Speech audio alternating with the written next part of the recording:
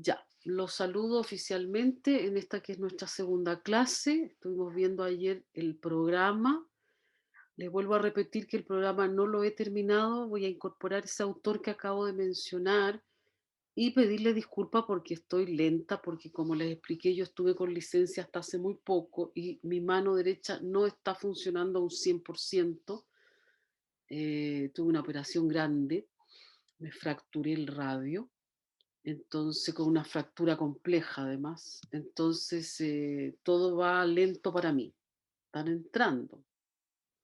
La idea, vuelvo a repetir, es que 10 para las 10 empiecen a entrar, cosa que la clase pueda iniciarse a las 10 de la mañana, ¿ya?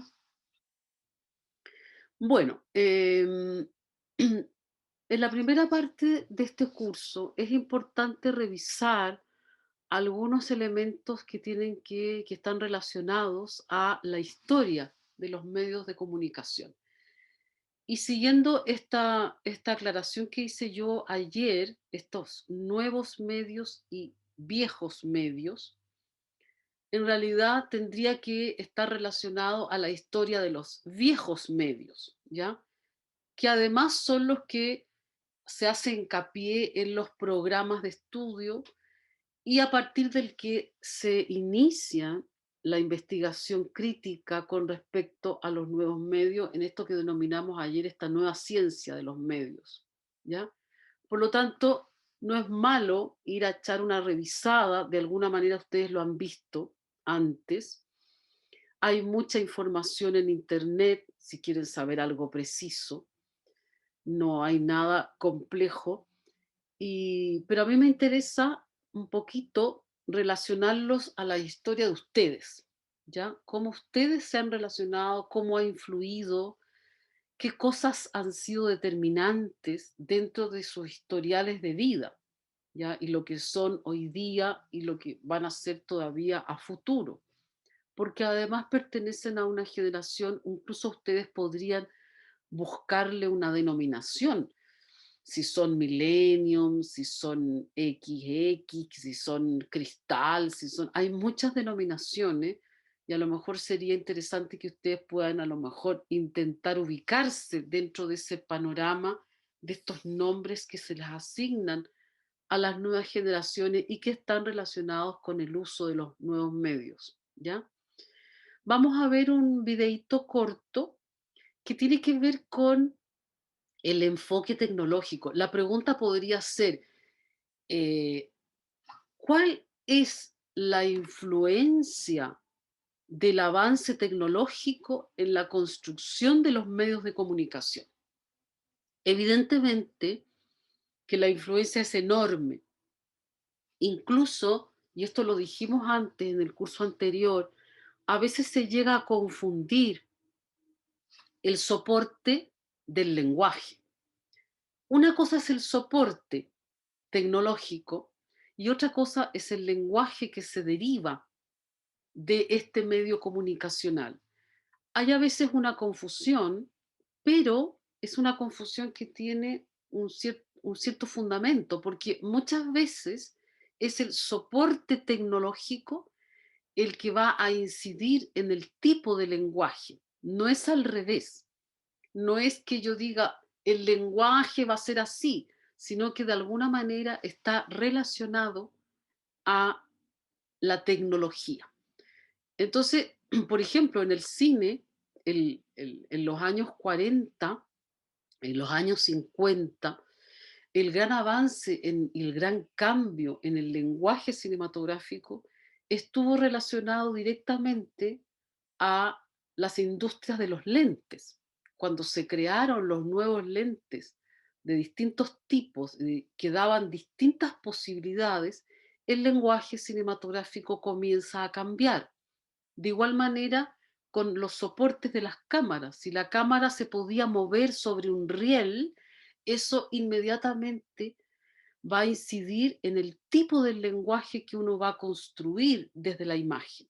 Por lo tanto, la relación entre lenguaje comunicacional y tecnología es absolutamente estrecha y muchas veces la una influye a la otra. Es decir, hay veces en que el mismo lenguaje, ¿no es cierto?, presiona a la tecnología para crear nuevos instrumentos. Por ejemplo, el uso del dron. Antes, cuando no existía el dron, las tomas aéreas se hacían en aviones, en helicópteros, se montaban las cámaras, ¿no es cierto?, para poder obtener o grandes grúas que se construían, etcétera, ¿no? Hoy día eso está totalmente subsanado porque hay un dron, que hay un elemento tecnológico, y el uso del dron, uno podría hacer un trabajo entero de eso, o sea, cómo hoy día se usa el dron y cómo cambia y las posibilidades de cambio en el lenguaje cinematográfico solamente por este hecho puntual, ¿no es cierto? La Oiga, profe, ¿Sí?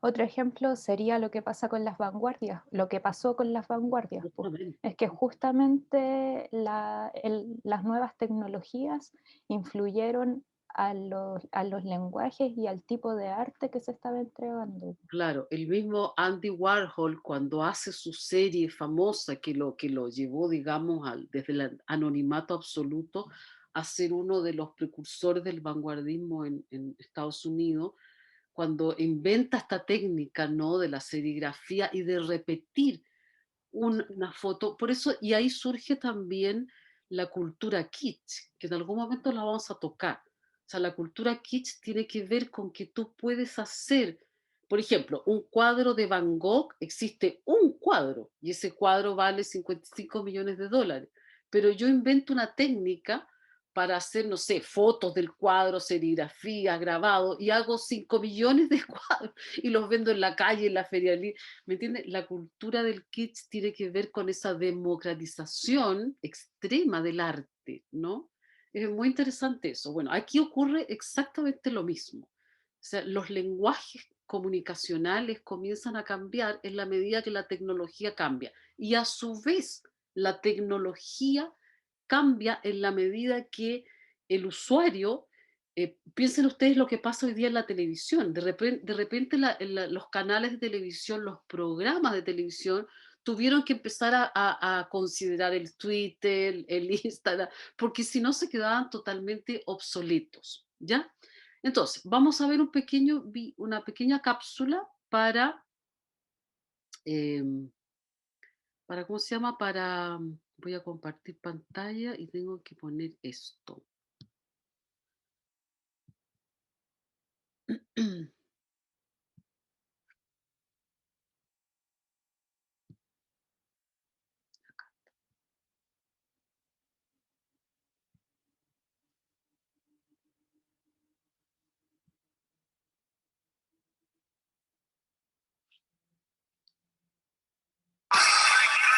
Comunicándonos, compartimos y pertenecemos. Narrando y contando historias, nos diferenciamos. Las herramientas para comunicarnos han evolucionado a través de miles de años y actividades como informar y entretener han sido piezas claves en el desarrollo de la tecnología. Hace 2 millones de años el hombre comenzó a utilizar la piedra, el arco, la flecha y el plato. Hace 790.000 dominó el uso. Hace 5.000 años aparecieron las escrituras cuneiformes en Mesopotamia. Hace 2.600 los griegos crearon su alfabeto. En el 40 a.C. los mayas ya utilizaban el cero. En el 105 después de Cristo se inventó el papel en China. En el siglo XI se fundó la Universidad de Bolonia. En 1449 se inventa la imprenta y en 1622 comienza a circular el primer periódico impreso. En 1826 se tomó la primera fotografía. En 1833 se envió el primer mensaje telegráfico a una distancia de 1.000 metros. Y en 1854 se inventó el teléfono.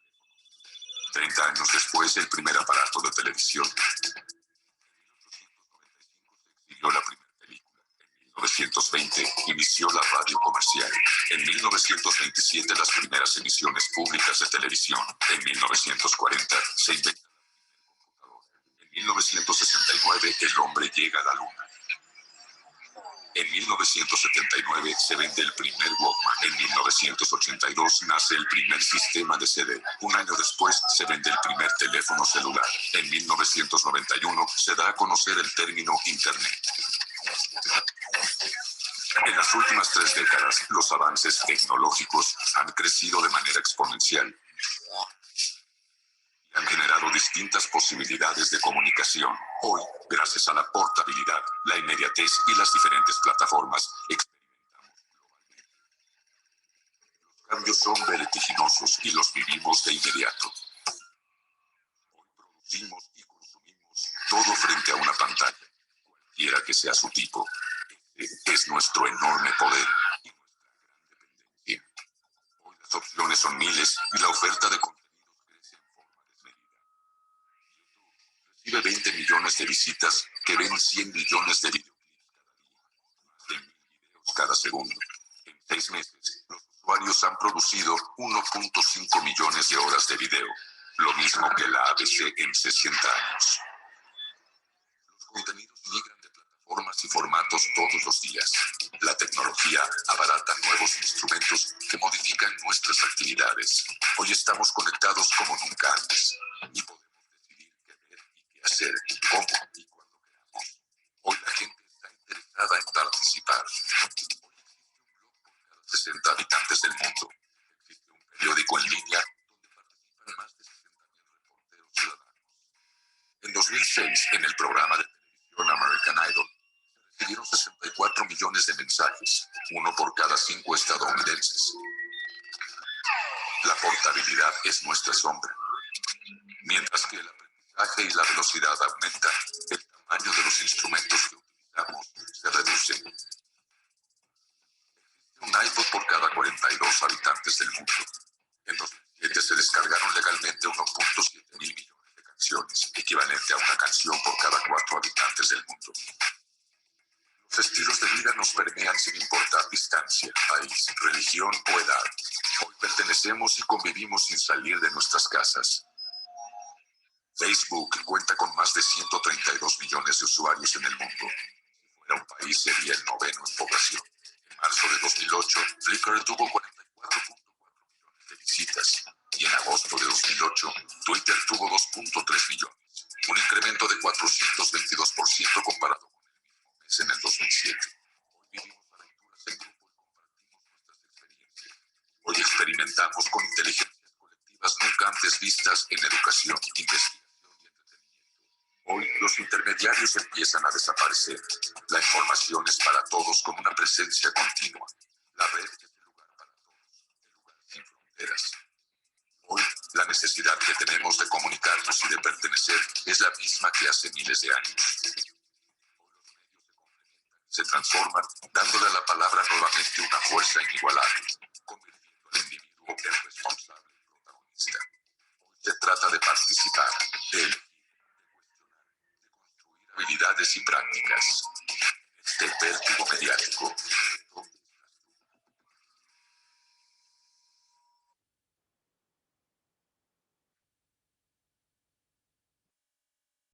Ya. Bueno, es bastante abrumador cuando uno ve las cifras, ¿no? Pero hay ciertos conceptos que, además, el mismo hecho como está construida la cápsula, ¿no? Que va a toda velocidad, y uno va así como tratando de... Es como que tiene que ver justamente con lo que está hablando, ¿no? Incluso cómo está hecha, cómo está relatada, todo muy rápido para dar esa sensación de que todos estos cambios, todas estas cifras han ocurrido, ¿no es cierto?, en un tiempo muy pequeño, en definitiva, ¿no?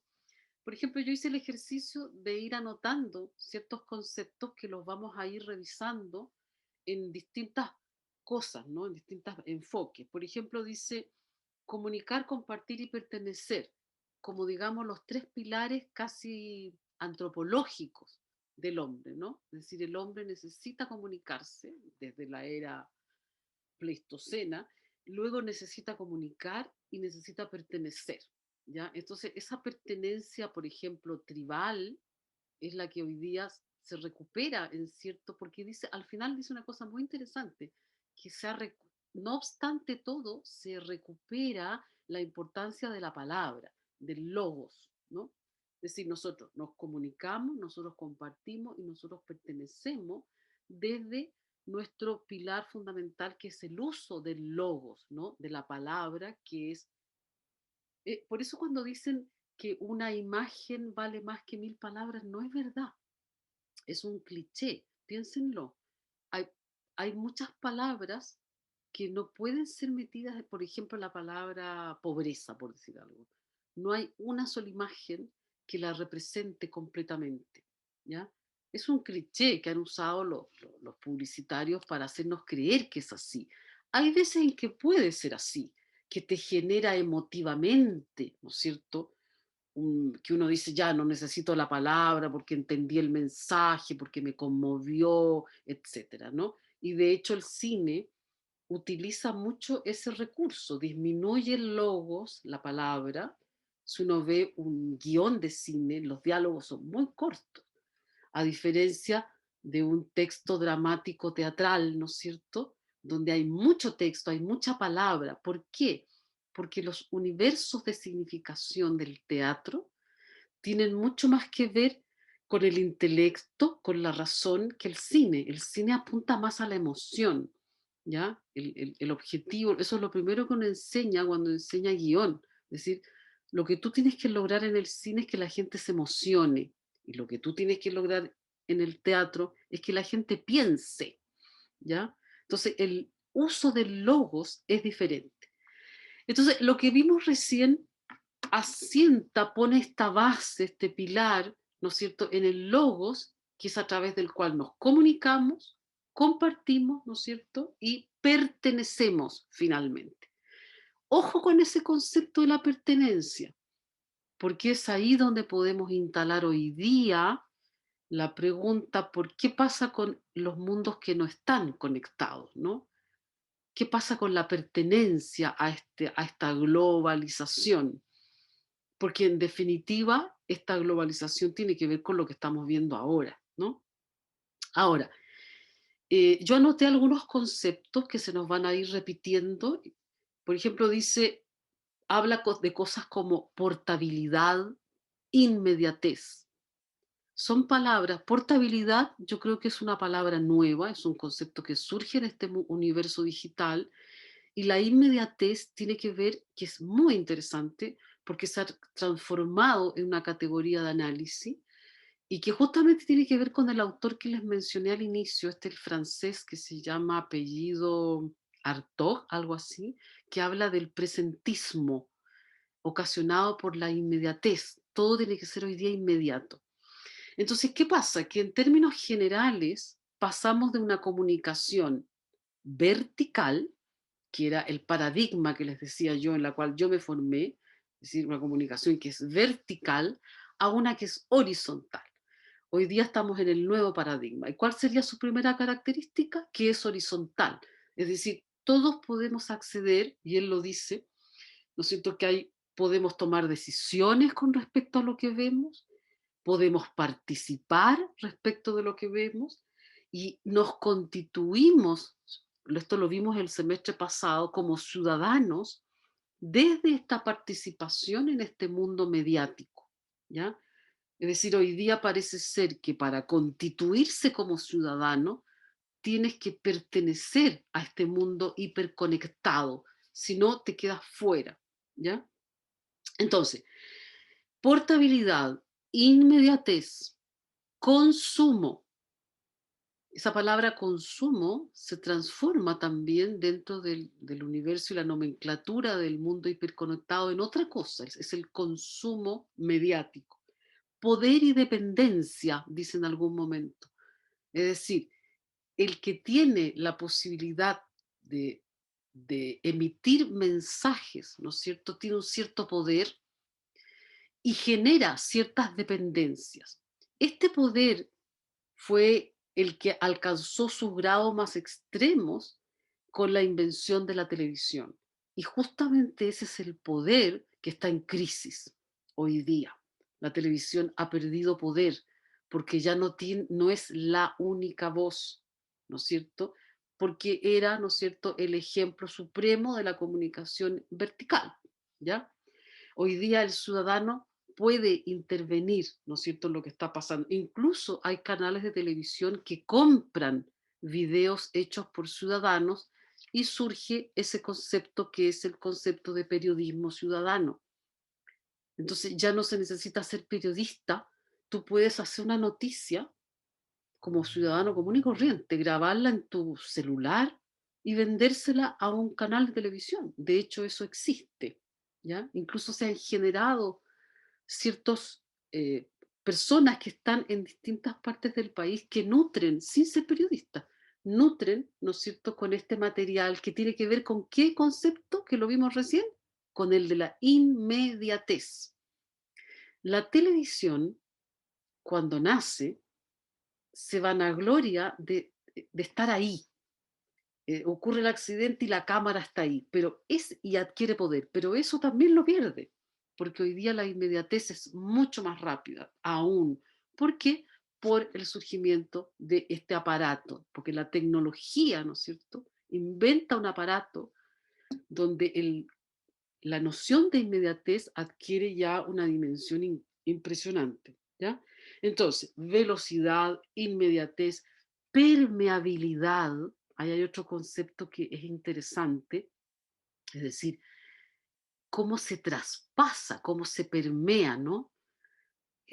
Piensen ustedes, por ejemplo, en las redes sociales, funar a una persona, por ejemplo. Ya ves, tú estás permeando, ¿no es cierto?, un aspecto íntimo de esa persona y lo transformas casi en un evento comunicacional, mediático, mundial, si quieres, ¿no es cierto? No sé, pues la Lady Gaga pierde sus perros y todo el mundo se entera que ella perdió el perro. Te fijas que es un hecho que no tiene ninguna importancia. Entonces, ¿qué ocurre? Que esta permeabilización también conlleva a que las formas de ciudadanas de compartir vayan cambiando, porque también se puede poner súper peligroso. Piensen ustedes lo que se debe cuidar hoy día un político o un hombre público. Hay muchas cosas que tiene que salvaguardar, porque si no, o sea, no dura nada. O sea, inmediatamente aparecen, ¿no es cierto?, partes de su existencia que son privadas, aparecen espectacularizadas, ¿no es cierto?, como lo llama algún autor por ahí. Inteligencia colectiva es el otro concepto interesante que aparece allí y que cada día se habla más de eso y nosotros sabemos bastante poco. Es decir, se supone que hay una especie de incremento de un tipo de inteligencia que nosotros desconocemos, que es manejada por algunos desde, no sé, desde las cúpulas Silicon Valley, llámese algún lugar en Rusia, en China, en Corea, ¿no es cierto?, donde hay estos grupos de pensadores contemporáneos que son, que son influenciadores mediáticos con respecto a temáticas muy complejas. Incluso hay gente que ha llegado a pensar que todo lo del COVID está creado desde una inteligencia colectiva, que no existe, que ha estado mediáticamente creado, ¿ya? Se ha dicho mucho de eso en las redes y uno queda así como pensando, porque es un, es un tipo de inteligencia que tiene que ver con el manejo del poder. Y hay otros, el último elemento que yo anoté, que es esta presencia continua, que también es muy, muy interesante y que conlleva al cambio en los hábitos de vida. O sea, el día que llegó el televisor a tu casa y que el televisor se instaló en el comedor, voy a poner un ejemplo, a partir de ese día tú estás generando un cambio de paradigma, un cambio de modelo de convivencia familiar, por ejemplo. El día en que todos tuvieron acceso al televisor y cada uno de los hijos tiene un televisor en la casa, o sea, perdón, en la pieza, porque tienen los medios para comprarlo, tú estás produciendo un cambio de paradigma en la convivencia familiar, ¿ya? Entonces los hijos ya ni siquiera se hablan, ni siquiera... Cuando yo accedí por primera vez a la televisión, que fue por ahí, por el año 71, 72 en Valdivia, había un canal de televisión, un canal, que empezaba a funcionar a las 6 de la tarde, ¿ya? Y yo no tenía televisión y iba a la casa del vecino. Y iba otra persona a la casa del vecino y nos juntábamos como 5 vecinos a delante del televisor del vecino a ver un programa de televisión. Y era como un evento casi como ir al cine, era como la réplica en realidad de lo que significó ir al cine, es decir, que tú vas a un lugar distinto, a una sala especializada, te sientas, no estás comiendo ni papas. Bueno, ahora se come, pero en esa época no, o sea, tú ibas y te entregabas a esta cosa, ¿no? Yo todavía me acuerdo la primera vez que entré a ver una película, yo quedé pero impactada. Ahora a un cabro chico yo creo que no le pasa nada, ¿no? O sea, que le da lo mismo, porque está acostumbrado desde toda la vida, ¿no es cierto?, a vivir, convivir, ¿no es cierto?, con la imagen. Entonces, lo que yo quiero, uy, se me salió aquí esto.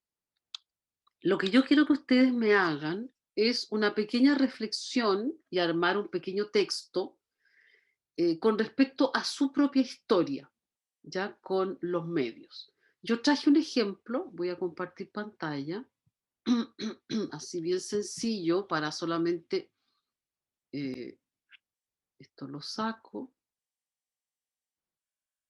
aquí. Yo hice un ejemplo muy simple para que ustedes se orienten. Mi historia, ¿no es cierto? Porque se supone que la historia de todos ustedes es diferente, ¿no es cierto? Cada uno tiene su propia historia. Entonces, yo puse aquí, pucha, los perdí, perdón.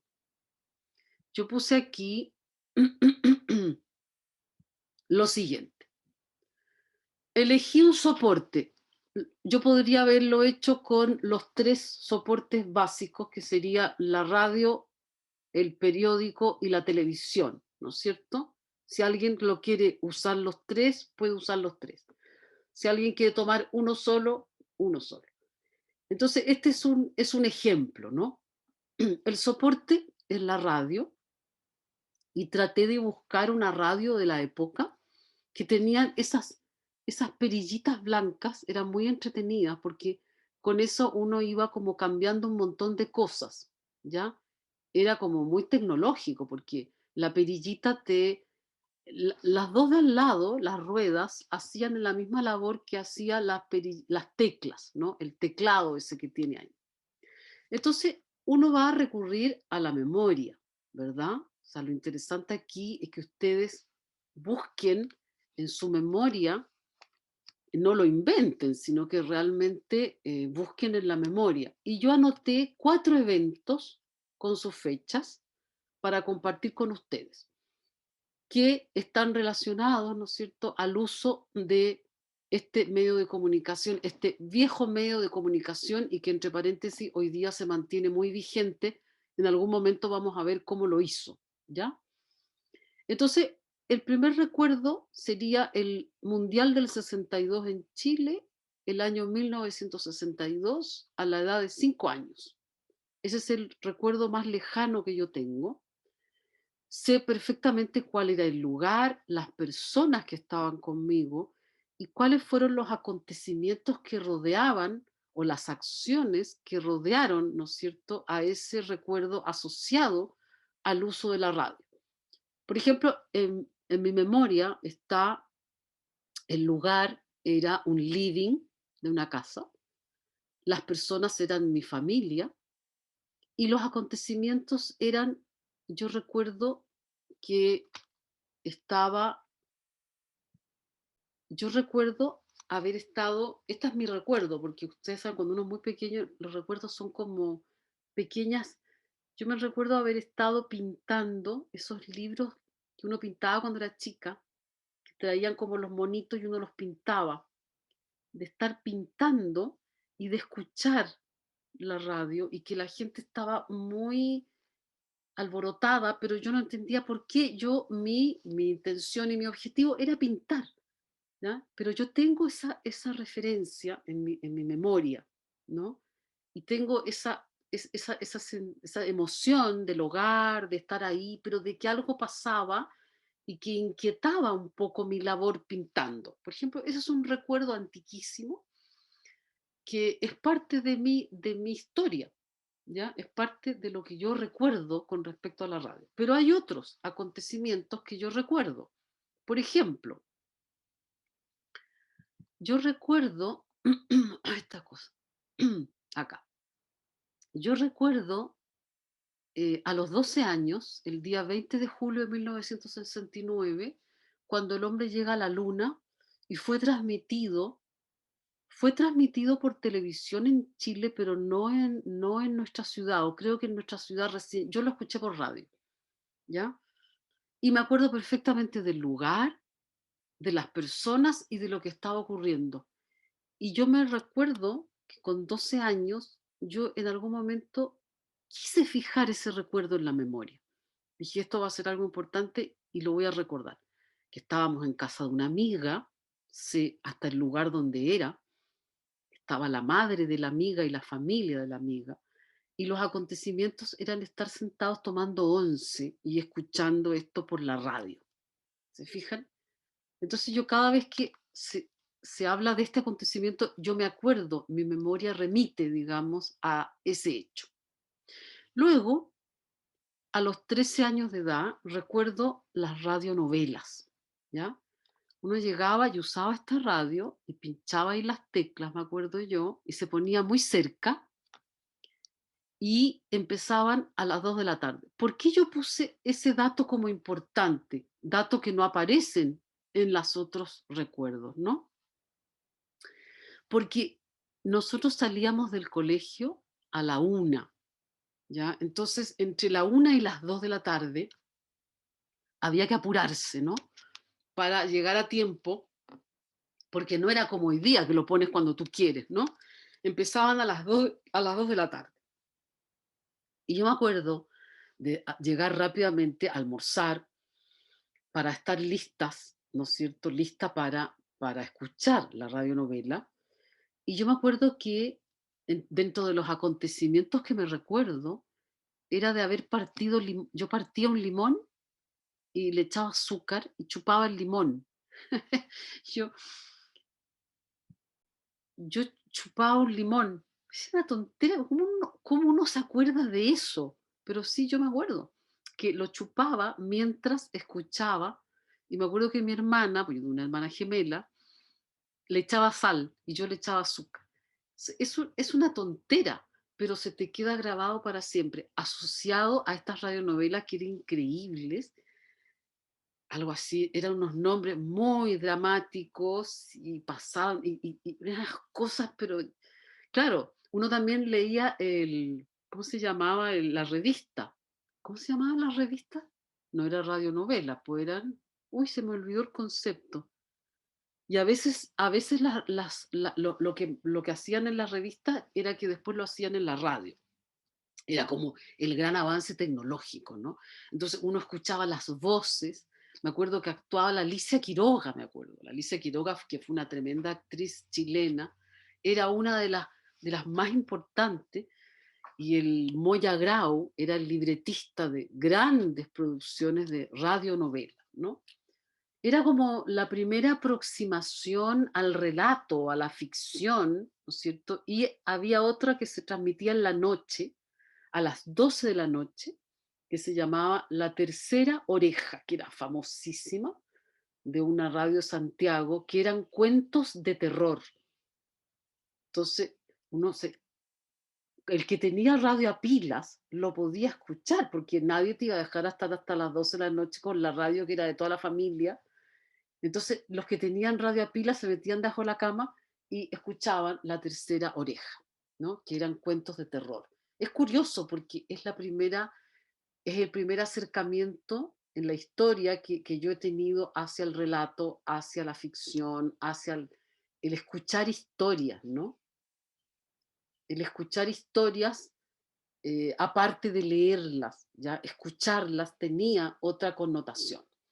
Y luego, bueno, yo podría haber anotado un montón de eventos, pero anoté los más importantes. Luego recuerdo este evento, que bueno, era bastante más dramático, que fue el golpe de Estado en Chile, que yo tenía 16 años, Me acuerdo del lugar, del momento en que estoy escuchando la radio. Yo estaba en mi pieza haciendo la cama, lo recuerdo como si fuera ayer, y ese día no habíamos ido al colegio porque los colegios estaban, no había clases, ¿ya? El caos era absoluto, no había ido al colegio y me acuerdo escucharlo muy temprano en la mañana haciendo la cama de mi pieza. Y recuerdo también de haber pensado eso, de que esto iba a ser algo que había que recordarlo para siempre, ¿no?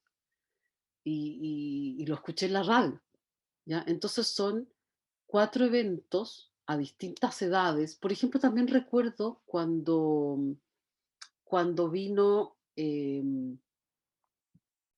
cuando fue el encarcelamiento de Pinochet en Londres.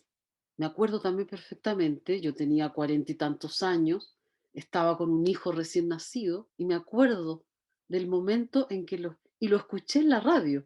Me acuerdo haberlo escuchado en la radio, porque yo estaba con mi hijo y estaba en un departamento en Santiago y me acuerdo haber mirado para afuera y haber pensado, este es un hecho también memorable que uno se va a acordar para siempre. Y me acuerdo de haberlo escuchado en la radio por el simple hecho de que estaba amamantando. Entonces no estaba viendo la televisión, escuchaba la radio. ¿Ya? Entonces se fijan que ustedes, la idea es que ustedes ahora hagan su propia historia. ¿Ya? Yo les mandé la pauta, ahí la vamos a revisar. La idea es que sean creativos y que sean como muy honestos en el sentido de hacer un esfuerzo de memoria, ¿ya? Y pueden hacerlo. Si tienen pocos recuerdos, pueden tomar distintos hitos. Por ejemplo, yo recuerdo el periódico, el diario, que llegaba a mi casa cuando yo tenía 7, 8 años, solamente los días domingos se compraba, no se compraba en la semana. No sé si no existía o no sé. Y mi relación era que mientras mi padre lo leía, había en una de las hojas, habían estos cómics de Fausto, me acuerdo, de Fausto, que era un señor gordo, así como divertido, y la relación era sentarme con mi hermana, digamos, en, con mi padre para que nos lea el Fausto, porque nosotros no sabíamos leer. ¿Ya? Entonces ahí hay una relación estrecha, familiar, emocional, con ese medio de comunicación. Entonces, la idea es que ustedes trabajen su propia historia, algo breve, no me van a escribir un compendio, pueden elegir 2 o 3, desarrollarlos. Vamos a revisar la pauta para que se ubiquen cómo tienen que hacerlo. Es bastante libre y por supuesto que tiene una connotación totalmente, ¿no es cierto?, también personal. ¿Se fijan? Por eso que la evaluación es compleja. A ver, ¿dónde tengo la pauta? Acá está. Por eso que la evaluación también tiene sus características. Dice, pauta número 1, los medios de comunicación, mi historia. Las y los estudiantes, en forma individual, evidentemente, deben desarrollar un texto referido a su historia con respecto a los viejos nuevos medios de comunicación. Se sugiere, 1, que el texto puede ser desde un escrito, puedo escribir un tipo cuento, puede ser un video, puede ser un PowerPoint, puede ser un collage de mis fotos con otras cosas, puede ser un audio, hasta le pongo musical para que vean lo radical que puede ser un texto literario, novelado, como cuento, como poesía, como ustedes quieran. No hay restricción a la creatividad y las posibilidades que tenga cada uno, porque se supone que si yo no puedo filmar un video, no les puedo pedir que hagan un video, y a lo mejor hago un collage y me queda tan interesante como el video. Es decir, agarro una cartulina, empiezo a pegar cosas que están relacionadas a mi historia, ¿no? Luego, debe tener una o más perspectivas. Yo ahora les mencioné perspectivas del ámbito familiar, algunas históricas, ¿no es cierto? Pueden ser comunitarias, por ejemplo, yo podría haber puesto, yo escuché, pero yo era muy pequeña, entonces no me acuerdo, el terremoto por la radio y haber puesto una vivencia comunitaria. Y toda la ciudad salió a las calles, por decir algo, ¿no? Pero eso yo no lo incluí porque no me recuerdo nada de esa época, era demasiado pequeño. Entonces luego Debe tener entonces una o más perspectivas del ámbito social, histórico, familiar, comunitario, emocional, etcétera. Y debe contener algún tipo de material, ya sean fotos, sacar cosas de internet, audiovisuales, visuales, lo que ustedes quieran, ¿ya? Incluso alguien puede tener la radio en su casa o el televisor antiguo y sacarse una foto ahora, como ustedes quieran.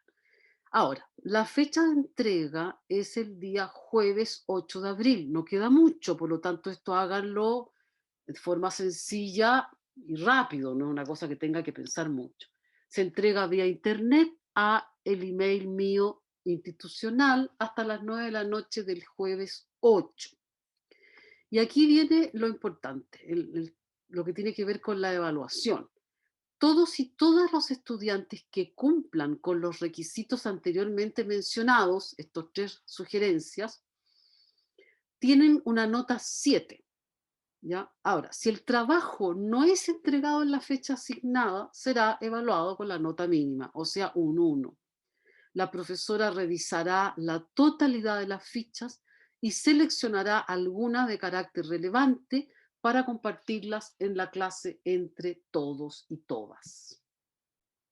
¿Cuál es la idea? Porque yo no puedo poner una rúbrica o una pauta de evaluación con cosas tan personales, ¿ya?